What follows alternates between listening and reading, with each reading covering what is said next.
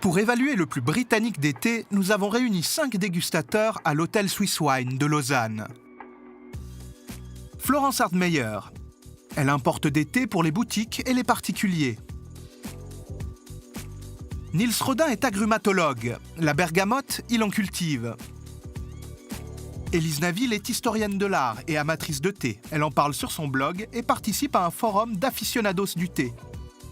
Depuis 25 ans, Véronique Gallet règne sur la boutique Betchman & Barton, à Carouge.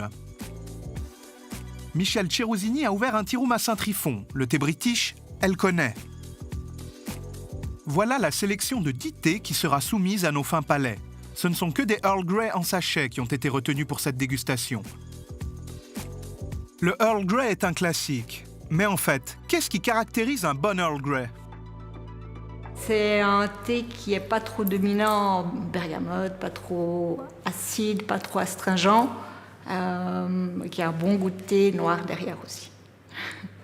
Un bon thé Earl Grey, pour moi, ça doit me rappeler les souvenirs d'Angleterre. Je dois me retrouver dans ces endroits avec des Chesterfield. Ça doit sentir la pluie dehors et ça doit faire beaucoup de bien. Après 3 minutes d'infusion dans une eau bouillie à 100 degrés, la dégustation à l'aveugle peut commencer. Les thés sont scrutés, humés et finalement dégustés. 3 critères pour une appréciation globale notée entre 1 et 10. 10e et dernier de notre classement avec une note de 4,1, le thé Earl Grey acheté chez Lidl, 7 centimes par sachet, un produit bio qui n'a pas séduit nos dégustateurs. J'ai trouvé vraiment pas bon du tout. Il y avait un côté brûlé, il y avait un côté qui était mal fait, un côté poussiéreux, un côté presque agressif, je dirais, sur la langue.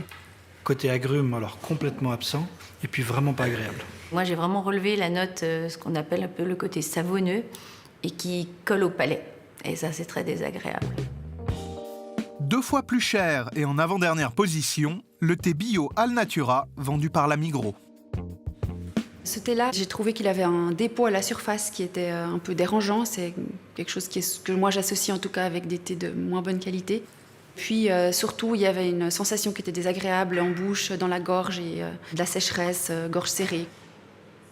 Je l'ai trouvé agressif, qui raclait bien quand même la gorge et qui n'était pas forcément très agréable à boire. À peine mieux noté, voici la maison Twinings, qui se targue d'avoir été la première à commercialiser le Earl Grey en Grande-Bretagne. Alors, j'ai trouvé que ce thé, il était assez plat, je dirais presque un peu passe-partout.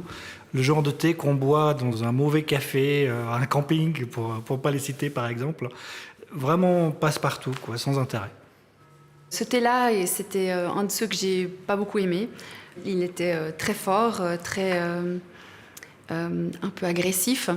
Et puis, il y avait un goût parasite très dérangeant qui m'a fait penser à un goût de légère moisissure. À la 7e place, on trouve le Earl Grey de Tetley, acheté à la Migros. On atteint la note de 5 sur 10 avec l'un des 2 thés les moins chers, le Earl Grey de Denner. En milieu de classement, le Earl Grey de la marque Lipton, toujours pas de souvenir impérissable pour nos dégustateurs. À l'aspect visuel, là, ces notes de petits yeux huileux comme ça dessus, on sent qu'il n'est pas beau. Et puis ça n'inspire pas, évidemment, c'est pas inspirant.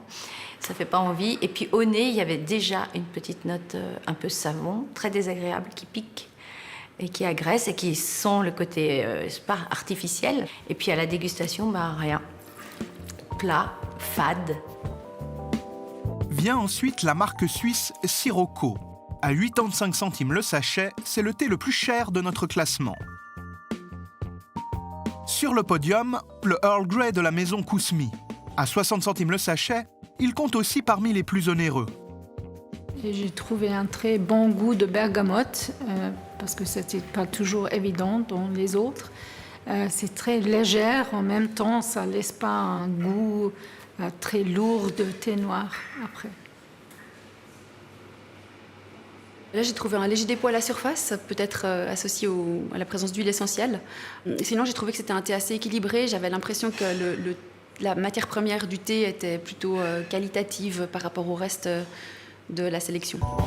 En deuxième place avec une note juste suffisante, mais le prix le plus bas, le Finest Tea Mr. Perkins de chez Aldi. 6 centimes seulement le sachet.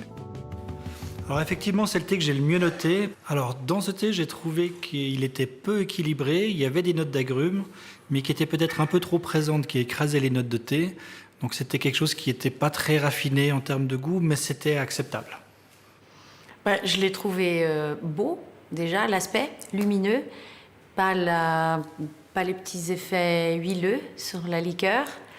Au nez, c'est le seul que j'ai trouvé avec des petites notes d'agrumes qui pour moi étaient sur la mandarine. Et puis après, à la dégustation, un équilibre. C'est-à-dire, on a le goût du thé, avant l'arôme, mais parfaitement équilibré, en harmonie. En première position, avec une avance confortable, voici le Earl Grey de Mariage Frères, acheté chez Globus. Deuxième thé le plus cher de notre sélection.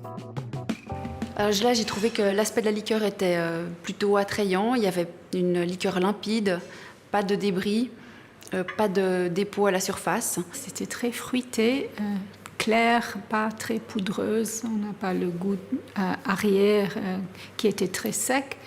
Oui, j'ai beaucoup aimé. C'était une couleur assez douce, déjà visuelle.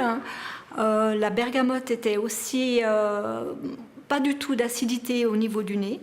Et au niveau du goût, alors une légèreté et lisse en bouche qui était, pour moi, avec un très bon équilibre. Un seul thé aura dépassé la note de 6 sur 10, un constat plutôt sévère. Cette sélection de thé en sachet n'aura pas enthousiasmé nos dégustateurs, davantage habitués à savourer des thés premium en feuilles.